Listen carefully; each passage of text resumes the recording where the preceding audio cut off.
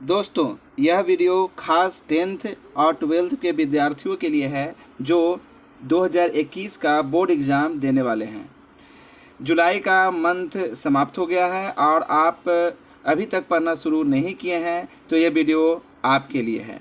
आप अगस्त महीने से पढ़कर आसानी से 95% मार्क्स ला सकते हैं यदि आप मेरे द्वारा बताए गए रूल्स एवं टाइम टेबल को पूरी ईमानदारी और कड़ाई से फॉलो करते हैं। तो बस आपको ज़रूरत होगी अपने आप पर विश्वास करने की एवं अपने टारगेट ऐप पर फोकस करने की। दोस्तों, इस वीडियो को पूरा देखना और कहीं पर स्किप मत करना, क्योंकि छोटा सा ये वीडियो आपकी लाइफ को बदल देगा। मेहनत करने वालों की कभी हार नहीं होती है, ये हमेशा याद रखिएगा।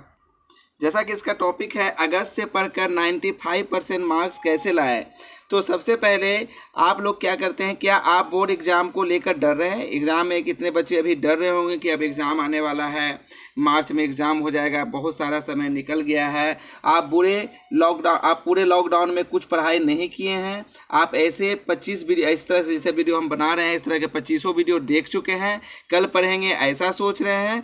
तो आप याद रखिए, समय कभी लौट कर नहीं आता है बच्चों। समय कभी भी लौट कर नहीं है। एक बार जो समय आपका निकल गया है वो तो आने वाला नहीं है, यानी जो समय आपका बच गया है उसी में आपको तैयारी करनी है। तो तैयारी करने के लिए क्या करेंगे, चलिए देखते हैं। तो सबसे पहले हम टारगेट सेट करेंगे कि हमें कितना नंबर चाहिए, कितना परसेंट नंबर अभी से तैयारी करके हम कितना परसेंट नंबर लाना चाहते हैं। ये 80% लाना चाहते हैं या 90% या 95% प्लस लाना चाहते हैं। तो हम मेरे अनुसार अगर सोचिएगा तो आपको टारगेट हमेशा हाई सोचना चाहिए। क्यों सोचना चाहिए? क्योंकि आप अगर अभी से सोच रहे हैं कि हमें 3rd डिवीज़न पास करना है, मान लीजिए ऐसा, तो आप फेल हो जाइएगा, ठीक है ना। आप यदि 2nd डिवीज़न का सोचिएगा तो आप 3rd डिवीज़न आ जाइएगा। फर्स्ट का सोचिएगा तो आप 2nd डिवीज़न या फर्स्ट आ सकते हैं, लेकिन आप 100% सोचिए कि हमें टॉप करना है। हमेशा टॉप से कम सोचना ही नहीं है, मुझे टॉप करना है। तो टॉप आइएगा ही आइएगा, लेकिन टॉप से एक छोटा सा नीचे भी आ सकते हैं, यानी आप 95% प्लस ला सकते हैं। तो अगर आपको जितना ज़्यादा नंबर लाना है उतना ज़्यादा आपको मेहनत करना होगा। अगर आपको 80% 95% लाना है तो आपको 8 से 9 घंटे पढ़ने होंगे। 90 नंबर लाना है तो आपको 6 घंटे पढ़ना है। 80% लाना है तो 6 घंटे पढ़ना। इस तरह से आपको कम पढ़ते, जितना कम पढ़िएगा, जितना कम समय दीजिएगा, उतना नंबर आपको क्या आएगा, कम आएगा। यानी आपको जितना ज़्यादा मेहनत कीजिएगा फल उतना ही अच्छा आपको मिलेगा। अब जैसा कि टारगेट आप सेट कर लिए, जैसा टारगेट बनाए हैं वैसा आपको क्या करना पड़ेगा, हार्ड वर्क करना पड़ेगा। बताएं कि आप जैसे आप टारगेट लगा लिए 80% का, तो उसी अनुसार मेहनत कीजिए। 95 यानी 95% का आप टारगेट सेट कर लिए, तो आपको 95 के अनुसार क्या करना पड़ेगा, मेहनत करना पड़ेगा।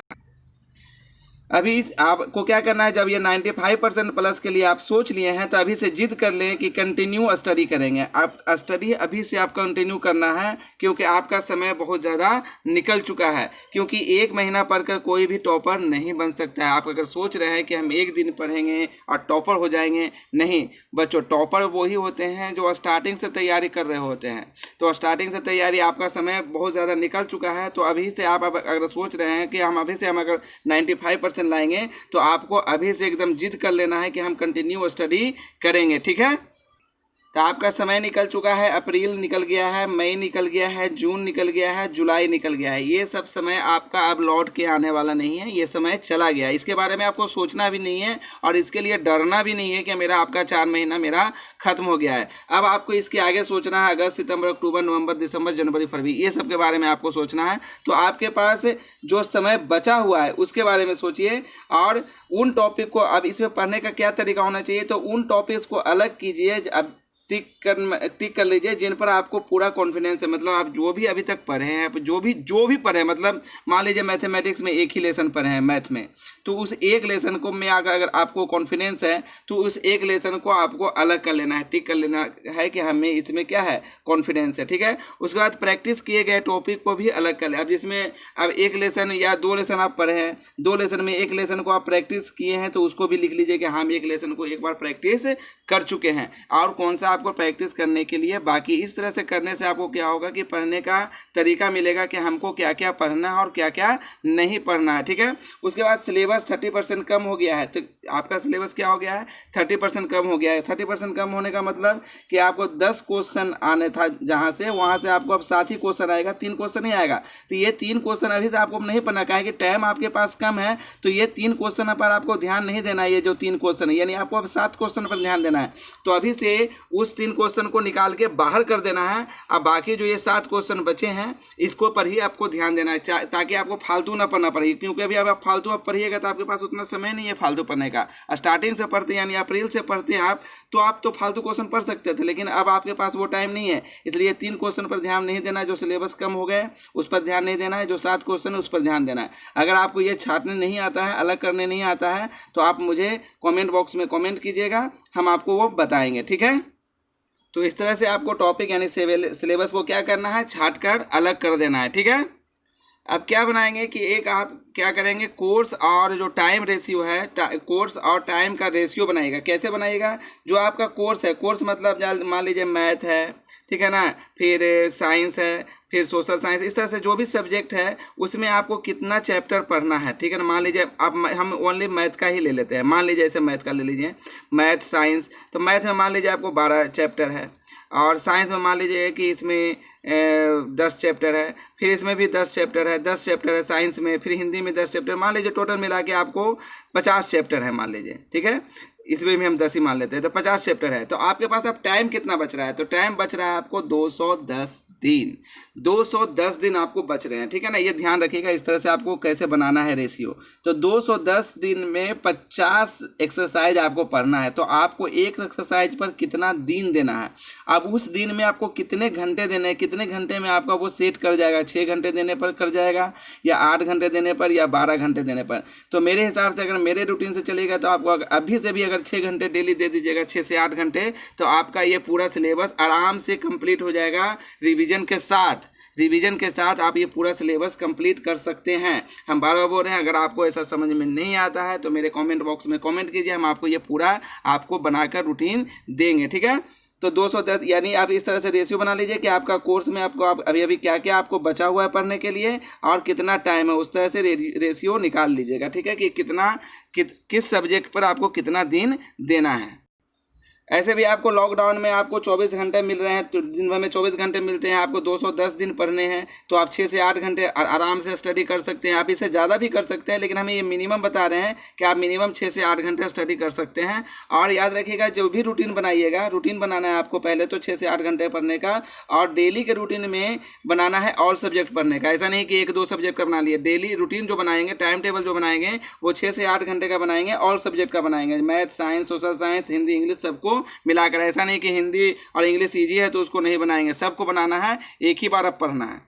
ये 5 डेली पर ध्यान देना आपको, 1 2 3 4 5 है ना, 5 यानी डेली कितना पढ़ना है, ये टारगेट सेट कीजिए कि आपको डेली कितना लेसन पढ़ना है। 1 लेसन, 2 लेसन, 3 लेसन, 4 लेसन, ठीक है ना। एक डेली का टाइम टेबल से पढ़े, डेली आपको पढ़ना है टाइम टेबल से। डेली टेस्ट देना है, टेस्ट जरूर देना है, ठीक है ना। टेस्ट हम अपने व्हाट्सएप पर भी देंगे आपको, इसका नंबर नोट कर लीजिए, 7701929711, ये मेरा व्हाट्सअप नंबर है, इस पर आप व्हाट्सअप कीजिए, हम इससे आपको टेस्ट इसी पर लेंगे, ठीक है। 7701929711, ठीक है। डेली टेस्ट देना है, डेली एनालिसिस करना है आपको कि हम कितना पढ़ें, क्या पढ़ें और क्या नहीं पढ़ें, ठीक है। उसके बाद डेली ऑल सब्जेक्ट, इससे पहले हम अभी बताए थे कि डेली ऑल सब्जेक्ट आपको जो पढ़ना है, जो रूटीन बनाना है, डेली ऑल सब्जेक्ट का बनाना है। ये व्हाट्सएप पर जो टेस्ट हम लेंगे ये फ्री ऑफ कॉस्ट है, आपका 1 रुपया भी नहीं लगेगा, ठीक है। ये नंबर ठीक से अगर आपको दिखाई नहीं दे रहा है, फिर से लिख लीजिए, 7701929711, ठीक है। फ्री ऑफ कॉस्ट है, 1 रुपया भी नहीं लगेगा आपको। यहाँ से हम टेस्ट लेंगे, टेस्ट के साथ उसका आंसर भी देंगे, बताएंगे आपको कहाँ पर गलती होती है, एनालिसिस करके बढ़िया से कि देखिए यहाँ पर आपको नहीं बनाना है, ऐसे नहीं बनाना, ऐसे बनाना है, ठीक है। ओके, अब अंत में बात आती है कि आपको कैसे पढ़ना है। आपको लास्ट ये जो पढ़ना है, इतना जो सब तैयारी कर लेंगे तो पढ़ना कैसे है। तो सबसे पहले ये करना है, सेल्फ स्टडी करना है, खुद से पढ़ने की कोशिश करना है। खुद से पढ़ना मतलब खुद से पढ़ने की कोशिश नहीं करना, आप खुद से पढ़ना ही है। एनसीईआरटी बुक से पढ़ना है, एनसीईआरटी से बुक से ही सबसे ज़्यादा एग्जाम में आते हैं, ठीक है।